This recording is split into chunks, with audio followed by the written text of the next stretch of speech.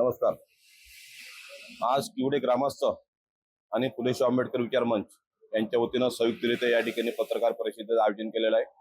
प्रामुख्याने मुंबईवरून बेंगलोरकडे जाणारा हा भारतीय राष्ट्रीय राजमार्ग क्रमांक 4 या रस्त्याच्या मध्ये आमचं किवडे गाव येते आणि किवडे गाव शिंदे पेट्रोल पंप ते उत्तम नगर, शिंदे पेट्रोल पंप ते उत्तम नगर हा जो रस्ता आहे, हा रस्ता पूर्वी सुरू होता आणि कालांतराने तो रस्ता पोलिसांनी अपघाताच्या कारणामुळे बंद केलेला आहे आणि त्यामुळे आम्हाला 2 किलोमीटर वळून मुकाई चौक मार्ग जाण्यासाठी त्यांनी पर्याय खुला केला, तो पण अपघाती मार्ग होता।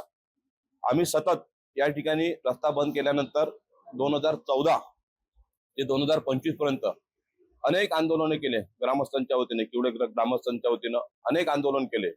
त्या आंदोलनाची दखल आजपर्यंत घेतली गेली नव्हती।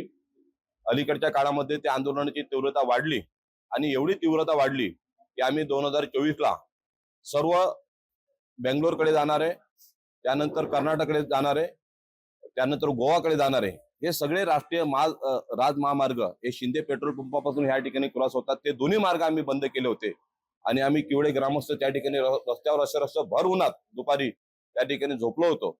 त्या आंदोलनाची दखल घेत या ठिकाणचे आमदार सन्माननीय अश्विनीताई जगताप यांनी आमच्या ग्रामस्थांच्या सोबत चर्चा केली आणि चर्चा केल्यानंतर त्याच्यावर पर्यायी मार्ग काढून त्यांच्या कार्यालयामध्ये मीटिंग झाली। मीटिंग झाल्यानंतर तिथं भारतीय राष्ट्रीय राजमार्ग क्रमांकाचे अधिकारी पण आले होते। त्यांनी तेव्हा फायबर ओव्हरब्रिज आम्ही ताबडतोब करतो असं सांगितलंय, पण स्वतः नंतर 8 दिवसानंतर घटनास्थळी आल्यानंतर दोन्ही मार्गाची त्यांनी पाहणी केली, भुयारी मार्ग आणि ओव्हरब्रिज।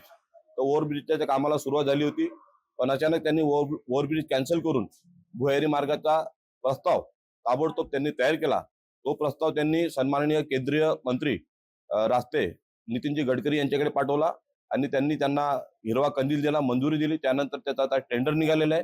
टेंडरची कॉपी आमच्याकडे आल्यानंतर आम्ही सन्माननीय या भागाचे आत्ताचे विद्यमान आमदार शंकरभाऊ जगताप यांच्याकडे आली, एक कॉपी माझ्याकडे आल्यानंतर आमचा वनवास होता जो 2014 पासून 2025 पर्यंत जो संघर्ष होता, त्या संघर्षाला कुठेतरी न्याय देण्याचं काम या माध्यमातून झालेलं आहे। आज या रस्त्यामुळे हजारो शाळेकरी विद्यार्थी असेल, हजारो कामगार असेल, IT पार्क मध्ये जाणारे कामगार असेल, त्याचप्रमाणे उत्तम नगर या ठिकाणी जाणारे आमचे ग्रामस्थ असेल, लेखा फॉर्मचे कार्यक्रमाला आलेले लोक असेल, या सगळ्या लोकांना या ठिकाणी दिलासा मिळालेला आहे।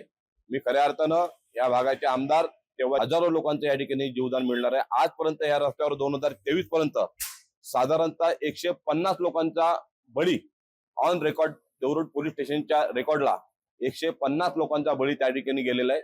तसं पत्र आम्ही राष्ट्रीय विकास महामंडळाला सादर केलं, पण त्यांच्या रेकॉर्डला 150 लोकांचा बळीची नोंदच नव्हती।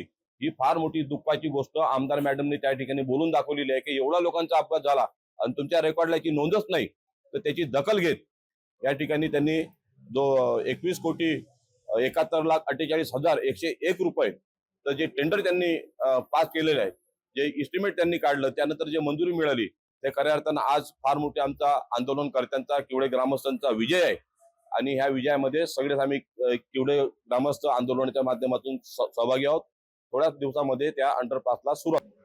आतापर्यंत कुठले आंदोलन केले या रस्त्यासाठी? या रस्त्यासाठी आजपर्यंत आम्ही सर्वप्रथम रास्ता रोको केलंय, त्यानंतर आमरण उपोषण केलंय, मशाल मोर्चा केलाय, त्याचप्रमाणे ह्या रस्त्यावर बसून ठिय्या आंदोलन केले, राखेल अंगावर घेण्याचे प्रकार आम्ही केलेले आहे, जेल भरो आंदोलन केले, अनेक आंदोलन केले, विचित्र पद्धतीचे आंदोलन केले। एके वेळेस आम्ही ते मशाल मोर्चाच्या माध्यमातून त्यांचं ऑफिस जाळण्यासाठी निघालो होतो, कारण का हा प्रश्न तेवढा महत्वाचा होता।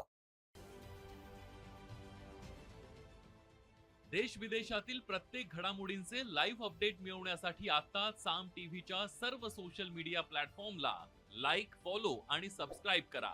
तसंच सर्व नोटिफिकेशनसाठी बेल आयकॉन प्रेस करायला विसरू नका।